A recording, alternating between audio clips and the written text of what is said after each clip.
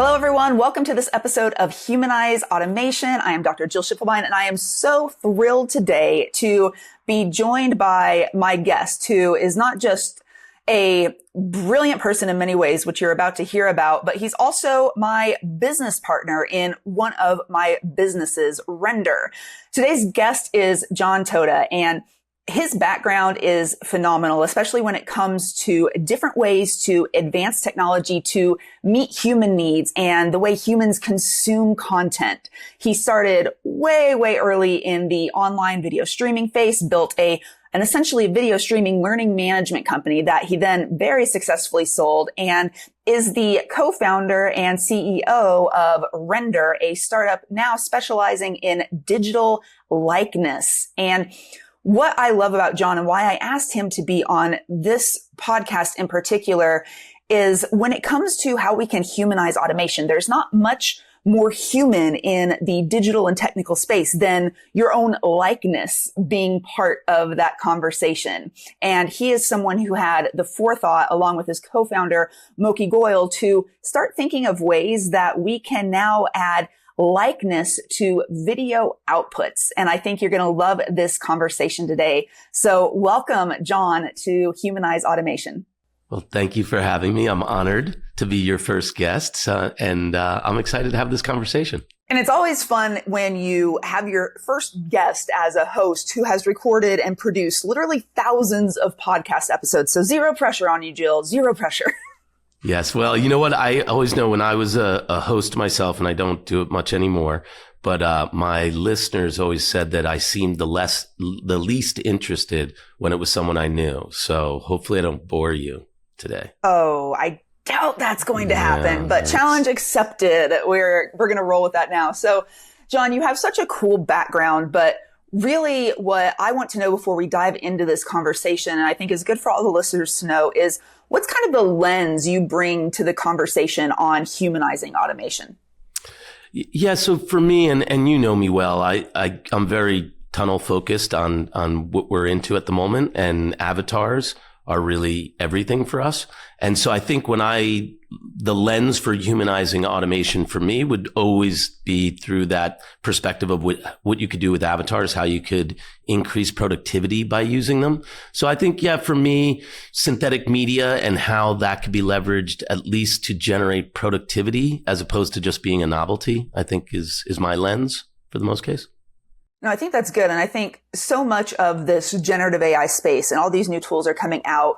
It's really difficult, especially at the onset, for people to determine what are parlor tricks versus what are actually useful. And I think your background with, decades of experience in understanding kind of the production and video side and outputs really helps you come to these conclusions easier. Yeah. And so like for us, you know, our background is in production, right? Like it's producing content in one form or another and using it online. And for us in my previous life, I was, you know, the founder of a video-based learning management system would sum it up. And so for me, one of the biggest challenges always was you couldn't get someone onto the platform if they didn't have content produced. And so it just became like a necessary evil for us that we always had to produce content. And, you know, like there's a great automation, as you know, everyone in, you know, at least in your industry who's producing content all the time and putting it out there and getting their message to a larger audience. You know, you can automate so much if you have content produced and you can get it into those channels that you want. And so for us, the biggest friction point and the biggest constraint had always been like getting people into a studio and getting them to do the hard work of producing content so that then you could automate and create all this online business for them. So yeah, and that's where when I think of automation and humanizing automation, obviously avatars kind of fit ideally with that because it's the most human thing I think you can do with AI today. I think you're right. I think it gives not only the human presence to it, but really a social presence. And you all know me or you're getting to know me better right now. And, a ton of my background is all about researching, the scientific evidence that these things either work or don't work. And there is so much evidence from retention, from loyalty, from return purchasing, from learning that we interact and have the tendency to do more with people we know, like, and trust. And that also includes the presence of people we know, like, and trust, which I think is not directly to your point, Jon, about, eliminating the friction of producing content, but why that content, even with synthetic media, actually really still moves the needle. Yeah. And I think one of the challenges people have, at least with this corner, right? Like you talk about humanizing automation with all types of AI tools. Me, like, as I said, my lens is avatars, right? So, and you and I will talk all day long about avatars. So that's our corner of the world. But it also, if you're talking about humanizing things that you're doing online, like my passion right now is that almost all of us small businesses out there do a majority of your transactions with your customers online. And that's one of the greatest automations you could ever have, right? Like, you can capture leads, you can cultivate them, communicate with them, develop relationships, and sell to them completely online through websites and email marketing. And what that created for us, it removed all this friction in the sales process and the customer life cycle, but at the same time, it removed that human element. Mm-hmm. And so when we started looking at this with, the idea of avatars, and it's all those pieces of the puzzle that people interact with you all the time, and they're losing that human touch and that connection to you, while we've made everything so efficient and automated online. And so people are always wondering, like, why do you need an avatar? What's the point of an avatar? Well, like, it can give that human touch to every transaction you make online with someone. And I think that's a really cool aspect of it right now.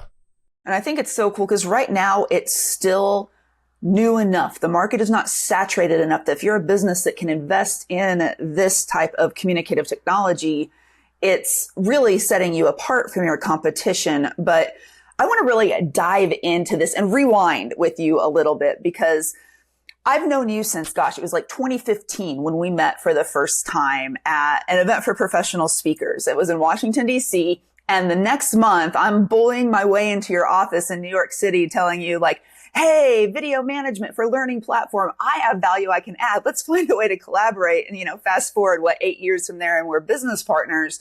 But what's so cool to me is I want to rewind back to 2021, because to contextualize this for everybody, this is a year plus before ChatGPT became publicly known. That was late fall 2022. So we're a year and a half before that now. And I ran into you in Las Vegas in an event, and you said, oh my gosh, we survived COVID. Yay. Let's show you what I'm up to now. And you showed me this digital clone of people, and I kind of lost my mind. So before I say any more on that, I want to rewind to when you first discovered this technology. What was that process like? And what was your thought process deciding to invest in it and build a business around it? Yeah, so it's fun to kind of like rewind, even though it's only just a few years now. It seems like so much has changed, and it's gone, like, it seems like it's been a long period of time. But I think about that event. That was a National Speakers Association event, right? Like, kind of during COVID, like, still, it was like one of those early stage live events. And I remember it because it was the first time I was kind of testing the market for avatars.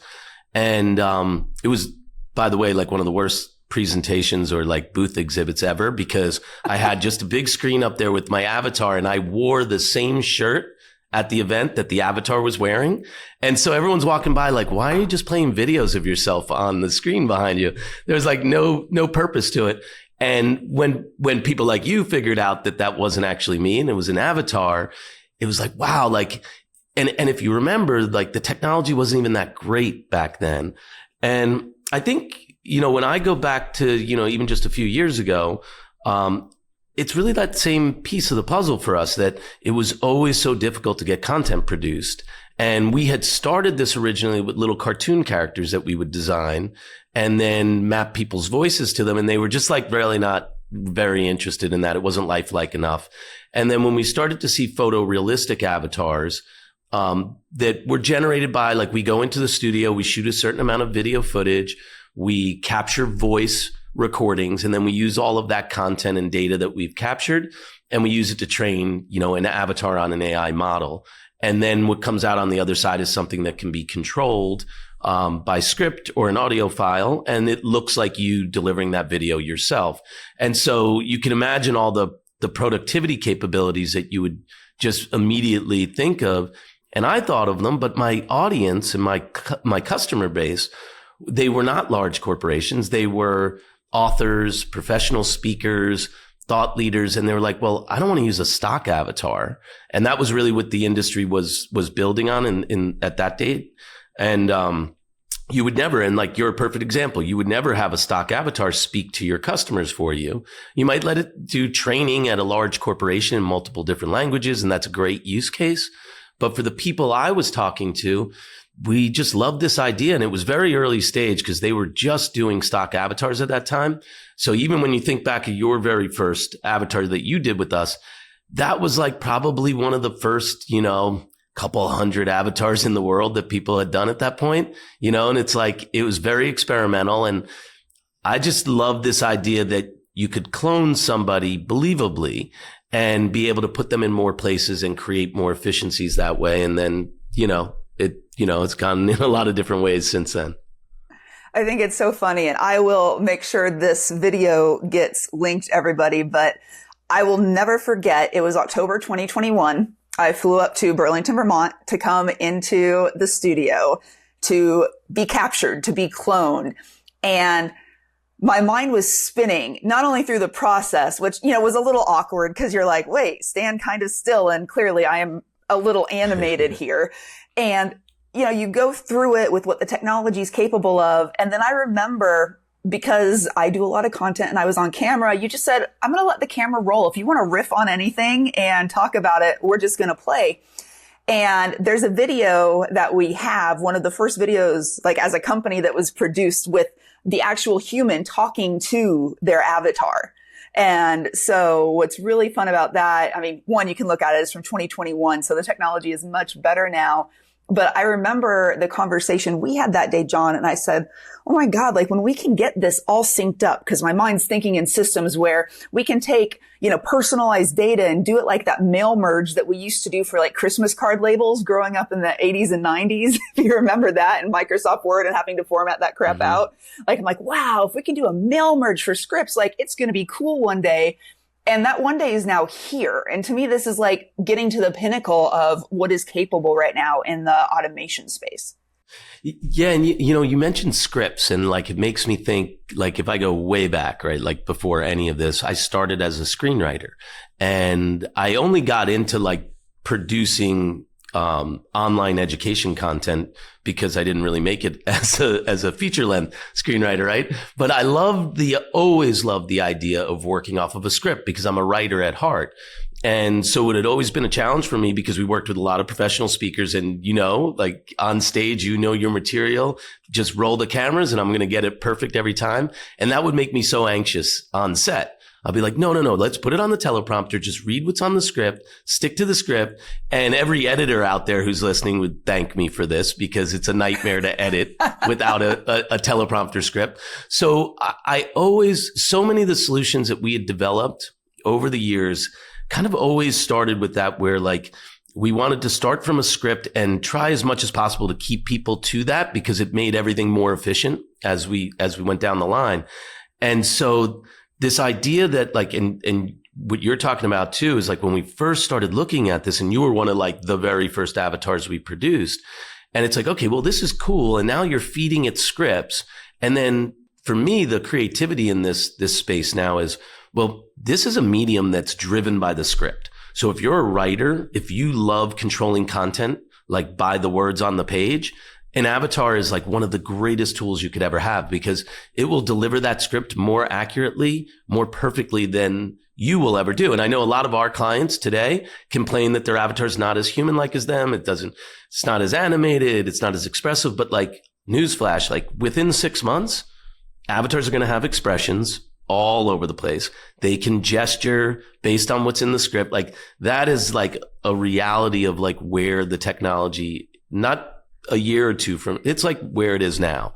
And so like, if you know that, you're like, well, I have to have an avatar because I can feed it scripts. And if I can now trust that it can be expressive and gesture the way I would delivering that script, it's almost better than you having to do it yourself in almost any case. So yeah, it's kind of fun if you love words on a page, right? That's the thing. I've long said in my line of work that words are my currency. Mm-hmm. And it's funny because I use my words, and you know me, I hate scripts. Like I hate teleprompters or scripts or anything, because I figure if I'm asked to speak about something, if I don't know my stuff well enough, I shouldn't be up there speaking about it. But what's interesting is how the business has morphed. So this custom avatar space has morphed from, okay, initially, thought leaders, people whose presence matters and reminding their clients of their presence is important, people who are on stages, who are a little more animated, to now something that you said that I think is so important to point out. If you have an avatar performing a script, as the technology is today, I actually believe very strongly that the avatar will perform better than the vast majority of leaders in organizations and executives that are forced to sit in front of a teleprompter, read scripts that haven't been reviewed really. You can get, if you are producing content in an organization, taking snippets of the likeness of the avatar with B-roll, like any good editor is doing to produce final content video here, you have a real lifelike presence of someone there. And that opens up so many cost savings, because if you think of an hourly rate for an executive sitting in a studio being on camera, the cost of the studio and everything else, plus editing in the background, it's not only something that can help you deliver video-based content to your audience faster, it's something that can be a huge cost savings too. Yeah, and I think a lot of people come to avatars and, synthetic media as a whole, at first for the novelty and, because you're like, oh, this would be really cool. I could insert videos in all these places. But we all know, like, it's pretty easy with a webcam or your iPhone to make videos of yourself and insert them into those places too. But the idea that now there can be automation around that, and that it can start communicating on your behalf. I know a lot of people, there's still this bridge people have to get over because they don't necessarily trust their avatar to perform as well as them in all cases without their supervision. But that's a small bridge to cross at this point. It was much bigger 3 years ago when we started. So we're getting much closer on that. But yeah, I think that vision of, really creating productivity enhancements and efficiencies, that's the purpose of the avatar in the first place. Well, there's so much data when it comes to content consumption, right? When we're looking at different email marketing things, when we're looking at social media, when we're looking at different deliverables that you have that within your whole customer experience, and you all know how much I love talking about customer experience, that you can think of where these touch points would be aided by video, but there's no way humanly possible that the real human could be on video in every single proposal that's sent out, or every single meeting that's scheduled, or every single, thank you video or kickoff video before a contract initiates or after a contract signed. But we can now automate those things where you're giving those real personal touches, reinforcing likeness, and giving a different level of touch point to the customer. Yeah. And to me, I feel like so many of these things that you just mentioned, people click on a link in an email and view a proposal. They look at a portfolio from someone. They browse their website for pricing. They place orders. They schedule with you online. So much of that is already done online. And so it's kind of a natural, right? Like video and listen, video, it depends on your generation, right? Like there's an older generation that may say, I'd rather just print that out and read it. But largely the generation that we're going to be selling to going forward would rather see the video. And they've been trained to consume everything in video. So I think you have to look a little bit to the generation, depending on where you sit, right? But at least for me at my age, I have to look at the generations behind me, look at the way my kids consume content. And it's largely all video. It's almost, audio or video. And so now you think how many places could I place an avatar of myself to improve that client experience at that moment? And I think there's so many of them, and we're just really kind of just touching the tip of the iceberg with a lot of these things now. And it's so funny because one of the very first uses back in 2021 that, when I sent my first script over was really a pre-meeting prep video. Mm-hmm. And I wanted something that would move the needle and would have people, when they had like discovery calls with me for keynote engagements or consulting projects, that they'd come a little more prepared to the meeting so we could expedite a lot of things and use that time more productively. And I remember typing out this script, and I remember working through it in my head thinking, how can I say this? And I've always been a proponent of telling people that it is my digital likeness. And you don't have to do that, right? That is absolutely up to you. But I've been a big fan of it, and it's been a huge talking point for me. But what I would say is, this is Jill's digital likeness, and she's so excited to meet with you, next week to talk about, and then whatever that topic was, please before the meeting, make sure you're preparing X, Y, Z. But I would have to type that out by hand every single time. And now what's so flippin' cool is if you have your data in order, if you have your system zapping somewhere, or you have the API integrations and you can get access to setting that up, I can now automate this completely and never touch anything. Yet every single person that schedules a meeting with me can get that personalized video in addition to the meeting information, the link, and the standard automations that are now status quo. Yeah. Well, you're a great example of someone who looks at use cases all the time for this technology. And like, I remember that very first video that you were doing, obviously.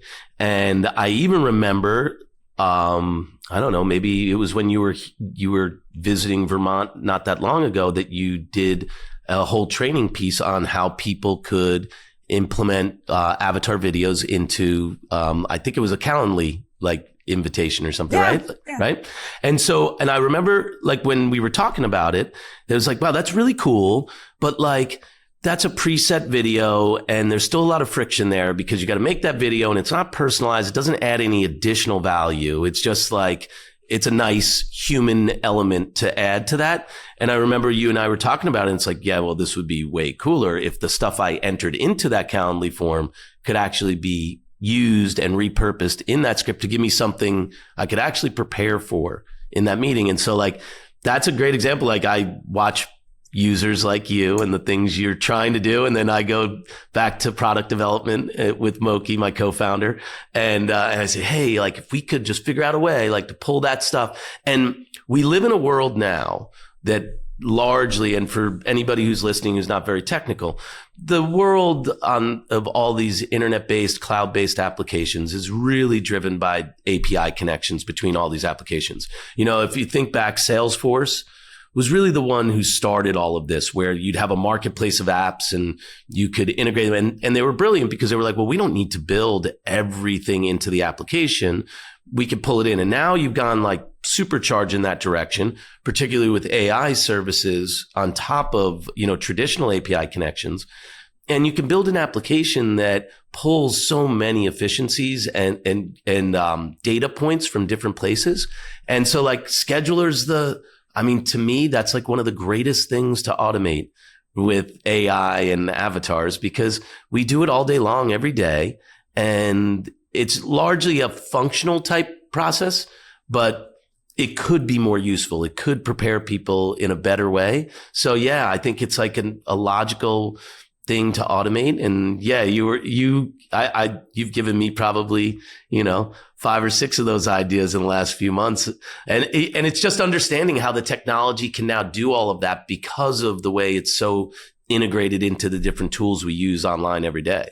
Well, and it's so fun getting to collaborate, right? Because within our partnership team, like you and Moki co-founders, and then I, jump in kind of once you guys have kicked things off, and having the role of discovering the use cases, coming up with them. But of course, since you know me, like geeking out on the research to making sure they're like scientifically and theoretically sound, it pushes the needle, what I would say, in a different way than when our customers and customers of any business, come with you, and how it's often communicated isn't necessarily a use case idea, but more of a pain point. And I think a lot of these pain points, this friction or frustration that you're experiencing, drives a lot of innovation, especially in this space right now. Yeah. And I think what's kind of cool for us, and like you've seen this now from the beginning, is that there's this unique set of people who've been drawn to digital likeness.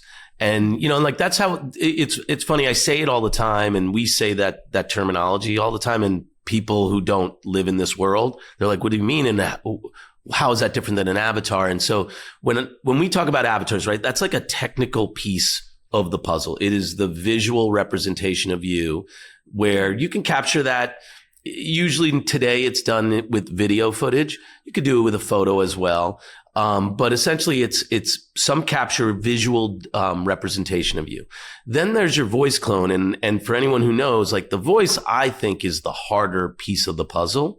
To clone a voice believably, you have different dialects and you have different accents and cadences and the way people speak. And generally that visual component is the believability of it. The effectiveness of it is driven by the voice. And when we talk about digital likeness, we say, okay, well, we're merging the two together. Usually in our case, always it's provided by two different models, two different AI models, two different providers. And so we're bringing them together and then creating what we call as a digital likeness. And if I was selling stock avatars for a living, I don't know that I'd use the terminology of a digital likeness because it wouldn't mean anything.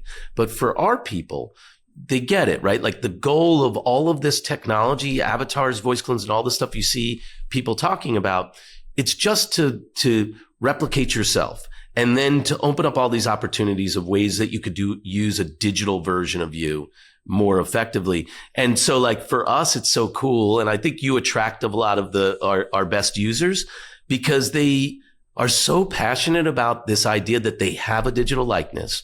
They have a tool like this in their tool set that they can use every day. And like I love watching the education and that you put out all the time. And, like you come at it from an educator perspective and I'm like how do you make more money using that avatar? But teamwork makes it work. Yeah. But I love the stuff you do with everyone because they get it. Like you send out an email to everyone and you're like, hey, here's a new way you can use an avatar. And then immediately you see like orders like fly off the hook because people want to try it and see if it works. And so I think it's a really cool community of people right now that are willing to take the chance with early stage technology, but also explore all the different things you could do from a productivity perspective.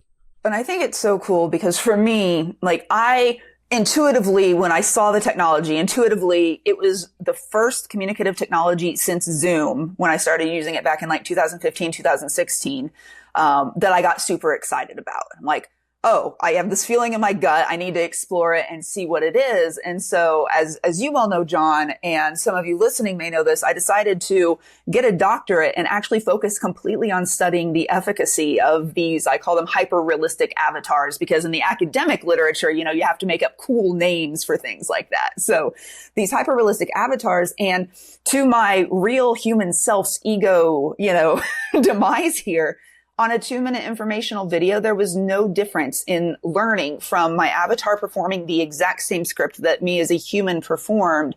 And so for me, that really hit home that it's not only the gut, like there is science-backed evidence here. And we measured them biometrically too. So you could see everything that was going on if they were paying attention or not. And that evidence tells me that, okay, yes, any place in your business that you think, it would be cool if we could have some personalized communication here to our customers, but there's no way we have time to do that. So maybe we make one generic video at best. This is like the perfect place where you can leverage your digital likeness. And before this kind of custom human cloning, if you will, this digital likeness capturing came along, you were stuck with stock avatars, which is something that you mentioned, and studies show that, unless the avatar is really, really like you in some way, it's not as effective as someone whose presence they already know.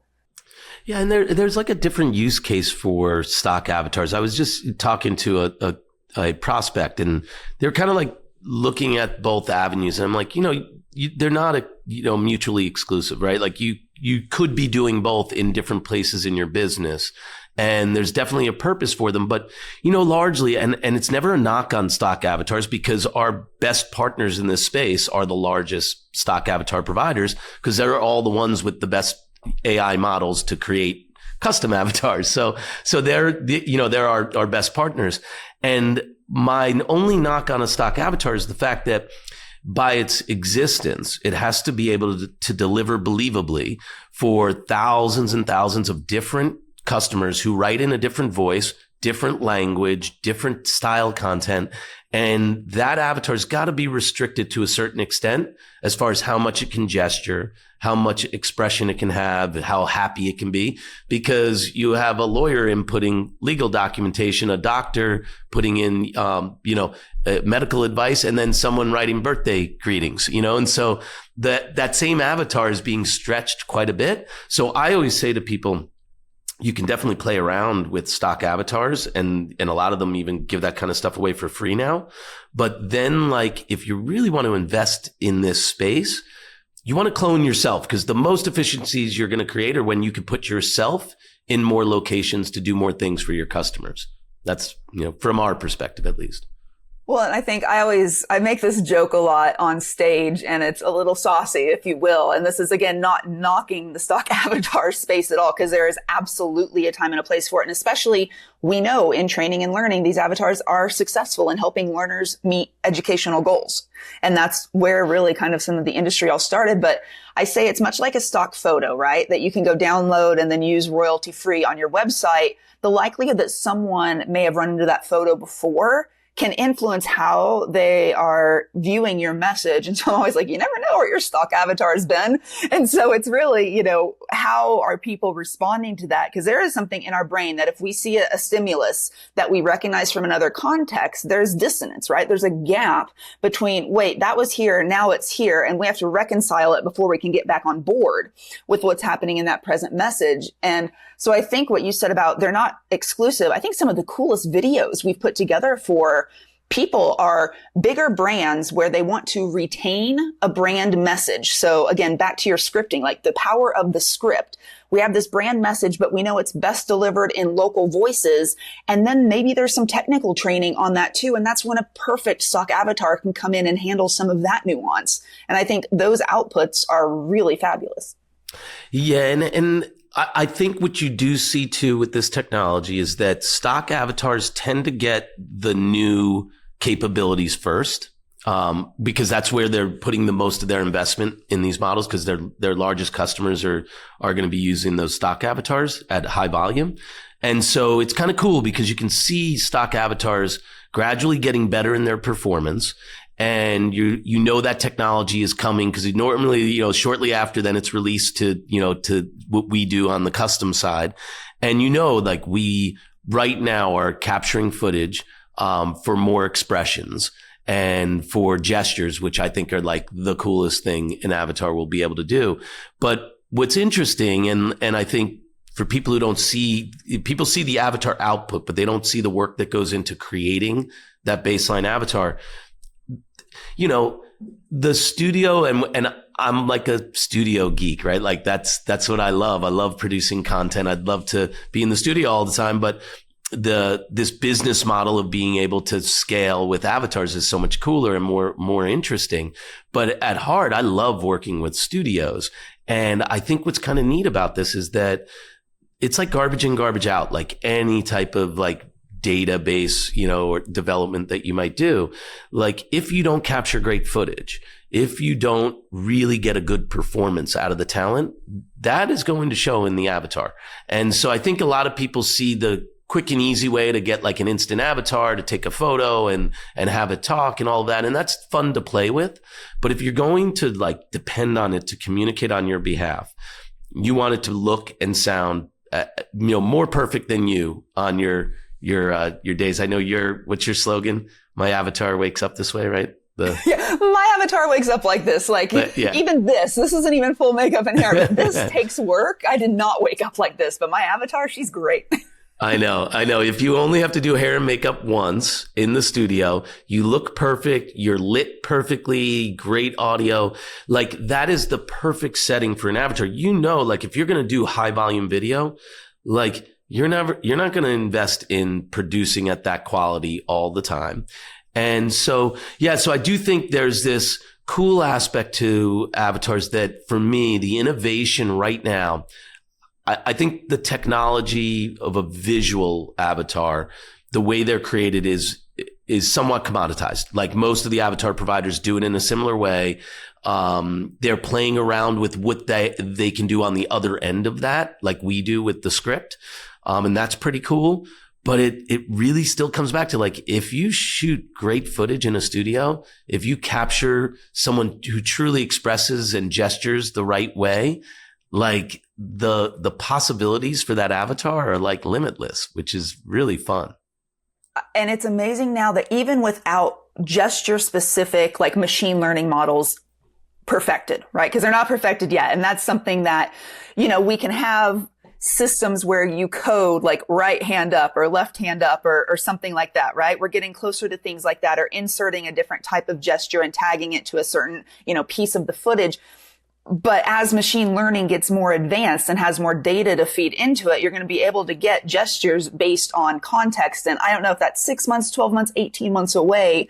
But I don't even know that I told you this, John. I'm in this course, certificate program at MIT right now doing AI integrations in business. And the last module we did was all about machine learning. And our assignment was to write out different developments of systems that could kind of layer on top of your existing technology stack. And to me, when we can have kind of the primary data set be custom to an individual like you or me or any of our customers, and then have it pull from the secondary data set that is kind of like, the general public, the average sum of all contextual phrases and words leading to certain gestures, you're going to have just this seamless performance from a digital likeness and creating synthetic media in ways that very little human input, once you've put the initial effort in, is required. Yeah, you're spot on. I mean, they're doing that now with stock avatars with expressions. And I think you touch on an interesting point, because there's a debate right now between the big avatar providers out there. So one side of the space, like two of the biggest ones, they are deploying expressive avatars that are based contextually on the script. And the other side of the market is more tuned into trigger-based expressions and gestures, with the idea that they don't believe the AI models are strong enough yet to contextually, to accurately hit those gestures and those expressions when they're supposed to. So I think it's interesting to watch now, because you're exactly right. Like, they're already doing it. And then the other side of the market is saying, well, we're going to watch like that turn out a whole lot of really weird videos. And so we're going to lobby for trigger-based gestures and expressions. From my perspective, I believe in the script above all else.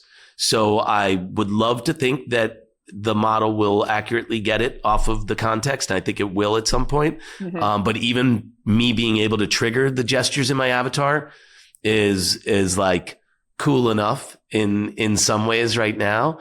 But yeah, you're 100% right. Like, they're already, like, with the voice model that we use, some of these things were really built, like, at least for voice, the real efficiency there was to make an audiobook the creation of an audiobook a more efficient process.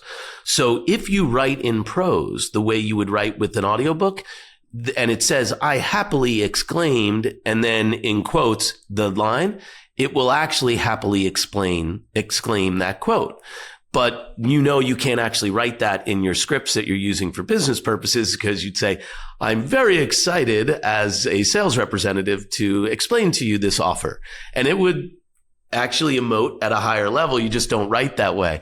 So yeah, so it does do it in certain parts of the model today, which is super cool. And so yeah, I think it's a comfort level thing when people are going to be okay, where they say, okay, just let the context of my script determine everything that my digital clone does.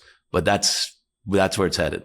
What I really think that you just said, John, is really interesting is those two models, right? There are two trains of thought, right? Let's have this automatically triggered by AI, by contextual things versus, trigger based, where the human input, again, is having some agency on what that output's going to be. One is actually going to be training the other, and vice versa, as long as each of them are getting feedback. And so what I always think about is, how are these positive uses of AI and training models and everything else? Just how can we leverage them together? And I think what's really cool is a lot of players in this space are about that. They're like, oh, yeah, this makes sense from an output perspective, but we don't have the right inputs. Oh, well, here's some inputs and stuff like that. Let's combine our ideas and thinking about this to see if we can make a better model to help our customers get better outputs. Yeah, and I think you see it's healthy competition in this space right now. Like we don't create the avatar ourselves, right? So like it's really nice for us where we can kind of play with all the different providers. We kind of pull that all together into a new type of output and create productivity around it. But you see the way they're pushing the model and they throw a lot out there. Like, one vendor, what HeyGen does with translation is like mind boggling. And it's like so useful. It is so amazingly useful. And like, it is the exact same technology that they're doing to create all these other avatar videos. But like someone had the light bulb went off there and someone was like, wait, translation, like this is the coolest thing. You could take any existing piece of content, drop it in, and with the same technology, turn it into, multiple different languages. So I think you see things like that and you're like, wow, it's people taking the technology that they've already developed. And now we're in the mode of like, okay, how many different ways can you use that trick in a way to create these like exponential efficiencies? And then, as you all know, for me, it's okay. So this tool is capable of X.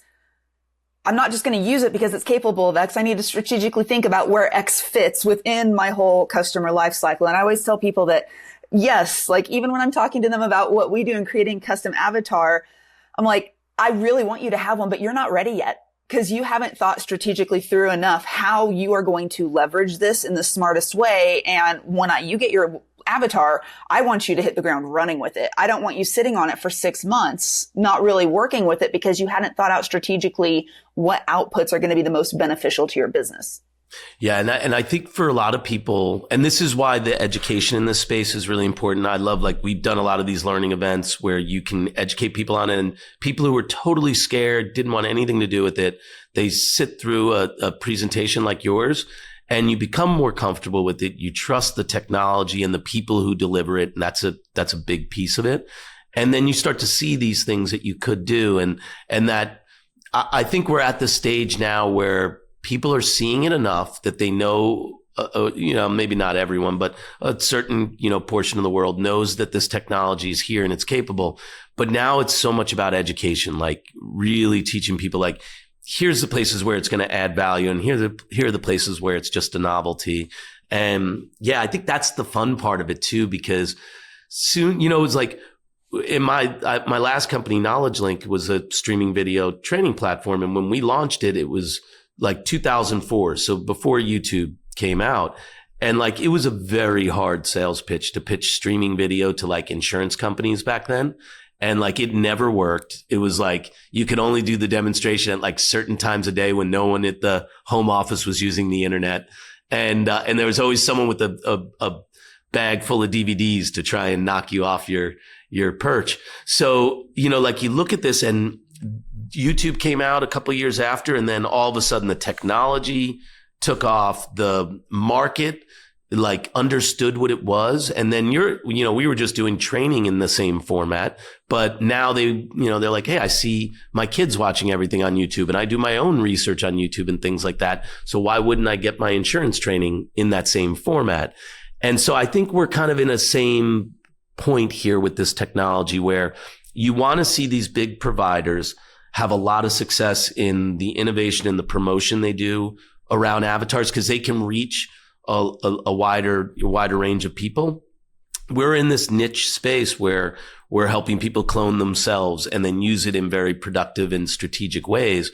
But when the world kind of buys into the idea that avatar communications are acceptable and effective, then the opportunities just open up for us and our clients, which is really cool. And I think it's such an exciting time to be in this space and to be having these conversations about what is possible with automation. Because one of my favorite things about this, it was also one of my favorite things about Zoom. And before that, when I first started in online education and I built the first course in 2003, did not have streaming video. So you were well ahead of that curve, but we have a similar like trajectory that we followed along in that way. And for me, it democratizes access to different technology and to different information. And that kind of leveling effect. If businesses are smart, yeah, we all have different levels of income to invest. Understood.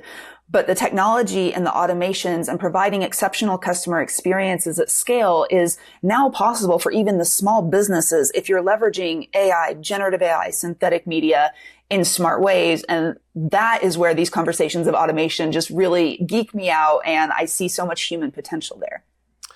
Yeah, I think there's so many things like that we're kind of just starting to see a little bit of where, somebody who has a really good idea, if you had a really good idea for an application, 15, 20 years ago, it was very hard and expensive to build. Then it became less expensive to build when there were frameworks that you could leverage, and it was easier and less expensive to hire people who could work in those frameworks. And then when everything went cloud-based, it was like, well, now like you run it all on AWS and it's a fraction of the cost. And so a small business, and like the way we start, like we typically bootstrap, pretty innovative companies at the kind of the front edge of technology. And like what you can do with AI now, the way we can add, like we added 28 new languages like in 2 weeks when that should have taken 9 months of development. But because you can leverage AI and you can leverage, API connections to all these different services, it levels the playing field for people who are really innovative in the way they think. And even more so now that you can wireframe out an application using AI and AI can help you code it. And like now you're going to see this like world where amazingly new functionality and application ideas will come to life because there's almost no barrier of entry for good ideas now, which is super cool. It's interesting, Jon, that you bring up applications, because as we start to wrap up this episode, that's actually one question I want to ask you. Like, of all the tools and applications and cool things helping people automate and be more human, what is one of the things that you're seeing out there right now that you are loving? So, and I guess it's not the newest tool, but they've added a ton of AI capabilities and I use it like literally every day. It's Descript. And I've fallen in love with Descript all over again. We used it. It was one of the first ways you could clone a voice. So they had a tool called Overdub in there. So we've used it for like 4 years now. But like we work with a lot of podcast hosts and again, it's kind of on topic for me. I love scripts. And the whole concept is that you could take an audio file or a video file, pull it back to a script, and then like it democratizes the edit process too, because now the creator themselves can edit content by just taking words out of a script, replacing them. I mean, reordering and like I just have watched people who have very little technical skill be able to put their own episodes out into the world.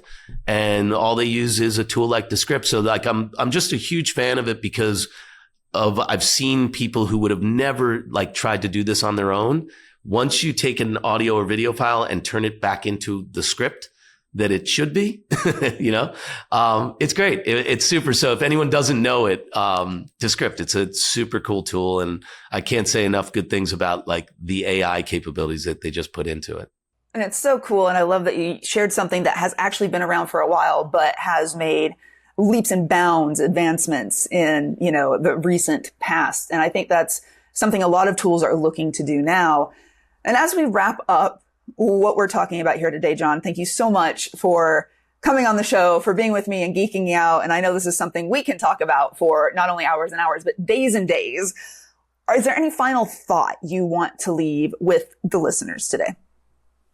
I think it's probably similar to what we've been talking about is, I like to say, give avatars a chance. Everyone's hypercritical of their own likeness, how it looks and behaves and how it talks, but understand that they just keep getting better and better. And it's like, you kind of have to dip your toe in the water, give it a shot. And I would say just, my public service announcement, don't make fun of other people's avatars. It's like, You could do something good for the whole community.